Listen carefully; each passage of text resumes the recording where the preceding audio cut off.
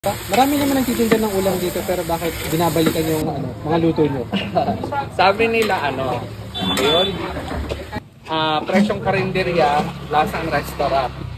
Yan ang sabi nila. Kasi catering service ako. Kung ano yung timpla ko sa catering, yun lang yung timpla ko dito sa hindi ako nagbabago ng timpla. Kailan pa po kayo nagsimula magtinda ng lutong ulam dito? Actually, 2020, nagsimula lang ako sa dinuguan. Tapos yung puhunan ko, yung bigay ni ko na 1,000. Doon ako nagsimula. Dinuguan hanggang sa dumami na ng dumami. Ano po mga ulam yung usually tinitinda nyo rito? May baka, may baboy, may manok, may sayang. Pero pinakagusto nila dito baka kasi walang nagtitinda ng baka.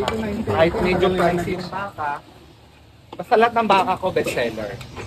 Ano naman po yung price range yung mga tinda nyo? 120 yung baka, 80 yung baboy, 80 yung fish.